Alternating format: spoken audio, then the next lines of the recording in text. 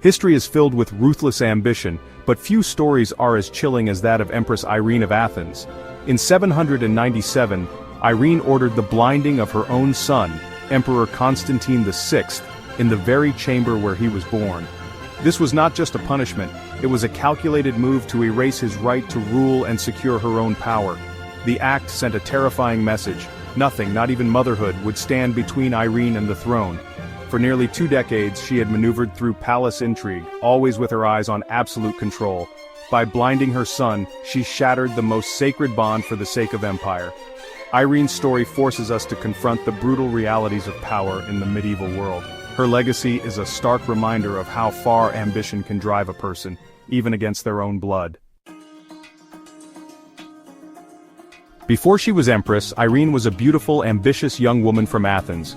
Chosen in a bride show to marry the heir, Leo IV, she was thrust into the heart of Constantinople's treacherous court. The capital was a world of shifting alliances and hidden dangers, and Irene quickly learned to navigate its politics. She built her own network of allies, especially among those disillusioned with the ruling dynasty's religious policies. Irene was more than a ceremonial consort, she was a keen observer, quietly preparing for her rise. The birth of her son, Constantine VI, secured her position and gave her new leverage. As Leo's health declined, Irene's influence grew. She became the guardian of the heir and a force at court. Her transformation from provincial bride to political player was complete. Irene was ready to seize any opportunity that came her way. Irene's ascent to power was shadowed by suspicion and intrigue. The Byzantine court was a place where secrets thrived in the darkness, and every whispered conversation could be the start of a plot. Irene, a woman of sharp intellect and ambition, quickly learned that survival meant mastering the art of deception. When Leo IV died suddenly in 780, rumors swirled that Irene had hastened his end to become regent for her young son. The emperor's death was abrupt, and the timing suspicious. Some whispered of poison, others of a slow, secret illness, but all eyes turned to Irene, who now stood at the center of power. Almost immediately she faced a coup from Leo's half-brothers, who saw her as an outsider and a threat to their own ambitions. But Irene acted swiftly and decisively, crushing the rebellion. She forced the conspirators into the clergy, stripping them of their titles and publicly humiliating them, sending a clear message to any who might challenge her authority. Irene knew her regency was precarious. She was a woman in a man's world, surrounded by powerful men who doubted her right to rule. Every day was a test of her resolve, and every decision could mean the difference between survival and downfall. She began replacing key officials, carefully choosing those whose loyalty she could trust. Irene understood that the empire's bureaucracy was its backbone, and she needed allies in every corner of the palace. She also replaced generals with loyalists, especially targeting the military, which favored the old iconoclast policies. By reshaping the command structure, she sought to weaken the influence of those who might oppose her religious and political reforms. Her methods were a mix of charm, patronage, and ruthless pragmatism. Irene rewarded those who supported her with gifts and positions, but she never hesitated to remove anyone who posed a threat, no matter how high their rank. The court became a place of constant surveillance and suspicion. Spies and informants lurked in every shadow, and trust was a rare commodity. Even her closest advisors knew that a single misstep could mean exile or worse. Irene wove a web of power, ensuring her grip on the empire tightened with each move. Every alliance was carefully calculated, every rival watched, as she played a dangerous game of political chess. The whispers of poison were just the beginning. Her political purges would define her rule. Every alliance was scrutinized, every rival neutralized. The palace air was thick with fear and anticipation as Irene's enemies wondered who would fall next. Irene was determined to be the true power behind the throne, not just a regent for her son, but the architect of a new era for Byzantium. Her ambition would shape the empire's destiny, and leave a legacy both feared and admired. With rivals neutralized and her son still a child, Irene ruled as regent, but her authority was fragile. The military, loyal to the iconoclast emperors, posed a constant threat. Irene, a secret supporter of icons, saw an opportunity to reshape the empire. Her first attempt to restore icons failed when soldiers broke up her council. Undeterred, she cleverly sent the iconoclast troops out of the city and replaced them with loyalists. Once secure, She convened the Second Council of Nicaea in 787, far from military opposition. The council condemned iconoclasm and restored the veneration of icons. This was Irene's greatest triumph. She broke the power of her enemies and consolidated her own. Her regency was no longer a placeholder, it was transformative.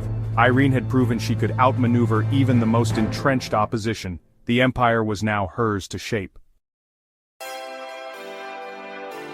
Restoring icons was more than politics for Irene. It was her crusade. The iconoclast controversy had torn the empire apart for decades. Irene's support for icons aligned her with the church and the people, especially the powerful monastic communities. The Second Council of Nicaea made her a hero to the faithful and strengthened her authority. But her victory came at a cost. She alienated the military and bureaucracy, who saw her as a traitor to tradition. The empire was now divided, with Irene at the center of both adoration and resentment. Her religious triumph gave her moral authority but also powerful enemies. The next challenge would come from within her own family. As Constantine VI grew older, the fragile alliance between mother and son began to unravel. The palace, once a place of uneasy cooperation, became a battleground of ambition and suspicion. Irene, fiercely protective of her power, watched her son's every move while Constantine, eager to assert himself, grew increasingly resentful of his mother's dominance. Sensing an opportunity, the military, long sidelined by Irene's rule, rallied behind Constantine. They saw in him a chance to restore their lost influence and prestige. In a dramatic turn, they forced Irene into temporary house arrest, hoping to tip the balance of power in the young emperor's favor. Yet, Constantine's reign quickly faltered. He proved indecisive and weak, unable to command the respect of his generals or the loyalty of his court. His personal scandals and poor decisions alienated not only his supporters, but also the powerful church, which began to turn its back on him. Desperate to stabilize his rule, Constantine made a fateful decision. He restored Irene as co-ruler. But in doing so, he underestimated his mother's ambition and cunning, unwittingly setting the stage for his own downfall. Irene, ever the strategist, quietly rebuilt her network of loyalists. She placed trusted allies in key positions throughout the palace and the government, patiently waiting for the perfect moment to strike. In 797, her moment finally arrived. Under the cover of darkness, Constantine was seized by his mother's agents and taken to the infamous Porphyry chamber. There, on Irene's direct orders, he was brutally blinded. A punishment so severe it rendered him unfit to rule. The act was both brutal and final. Constantine's reign ended in agony, and Irene emerged as the undisputed ruler of the Byzantine Empire. The crown, once worn by her son, now lay abandoned, symbolizing the ruthless cost of ambition. News of the blinding sent shockwaves through the empire. Citizens and nobles alike were horrified. A mother had destroyed her own son in her quest for power. Whispers of betrayal and tragedy echoed through the streets of Constantinople. Irene's ambition had triumphed, but the victory came at a terrible personal and moral cost. She was left to rule alone, haunted by the memory of her son and the price she had paid. Now, for the first time in history, a woman sat alone on the imperial throne. Irene became the first woman to rule the Roman Empire in her own right, shattering centuries of tradition. The world watched in a mixture of awe and horror. Foreign envoys, rival rulers, and her own subjects wondered what kind of reign would follow such a shocking rise to power. Irene's name would forever be linked to this unthinkable act. Her story would be told for generations as a warning, and as a testament to the lengths some will go for power. With her son gone and her enemies silenced, Irene's rule entered a new, unprecedented chapter, one that would change the course of Byzantine history forever.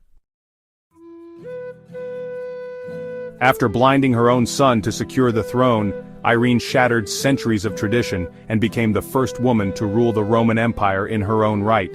Her ascent was unprecedented, and it sent shockwaves through the corridors of power in Constantinople and beyond. For the first time, a woman sat alone on the imperial throne, wielding authority that had always been reserved for men. She boldly adopted the title of Basileus Emperor, not merely Empress, signaling her intention to rule as an equal to any man before her. Irene ordered new coins to be minted, each bearing her image alone, a powerful statement of her legitimacy and ambition. These coins circulated throughout the empire, reminding everyone of the new order she had established.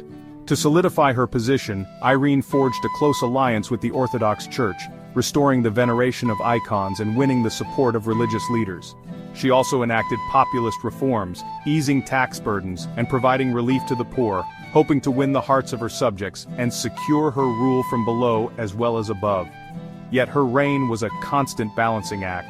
Powerful enemies lurked in the military and the sprawling imperial bureaucracy, many of whom resented being ruled by a woman and plotted in the shadows. Irene had to navigate a web of intrigue, betrayal and shifting loyalties, never certain who she could truly trust. In the West, her rule was viewed with suspicion and even contempt. The Pope in Rome declared her position illegitimate, and in the year 800, Charlemagne was crowned emperor, a direct challenge to Byzantine supremacy and a blow to Irene's prestige. In a bold diplomatic move, a marriage proposal between Irene and Charlemagne was floated, aiming to unite the Eastern and Western empires under a single rule. Such a union could have changed the course of European history, but it was deeply unpopular in Constantinople, where many feared the loss of their independence and traditions. The very idea of merging the empires and the possibility that Irene might become subordinate to a Western king sparked outrage among the Byzantine elite. Fierce debates erupted in the palace, and her authority was openly questioned. The failed proposal exposed her vulnerability, giving her enemies new ammunition to undermine her. Plots and conspiracies multiplied, as ambitious courtiers and generals sensed an opportunity to seize power for themselves. Irene's bold vision for her reign often clashed with the harsh realities of Byzantine politics. She stood alone, isolated at the top, forced to make impossible choices in a world that was not ready for a woman's rule. The stage was set for her dramatic fall, a fall that would echo through history, marking both the heights of her ambition and the limits imposed by her time. Irene's reign, built on intrigue and violence, was always unstable. The military aristocracy and financial ministers resented her, seeing her as a weak and dangerous anomaly. Alarmed by her fiscal policies and the Charlemagne marriage rumors, the ministers plotted her removal. On October 31, 802, they struck, proclaiming Nikephoros as emperor and arresting Irene's supporters. Irene was exiled to Lesbos, stripped of power and wealth. Once an empress, she was reduced to spinning wool for survival. Less than a year later, she died in lonely exile, a stark end to a remarkable reign. Her fall was as dramatic as her rise. Irene's legacy is a tapestry of contradictions, saint to some, monster to others. The Orthodox Church hails her as the savior of icons and faith. Historians remember her as a ruthless ruler who blinded her own son. Her reign challenges us to question how we judge power, especially in the hands of a woman. Was she a tyrant or a survivor in a brutal world? Irene shattered the ultimate glass ceiling, ruling the empire alone. Her story is a reminder that ambition and power are rarely simple. If you found this tale compelling, subscribe for more stories from history's shadows.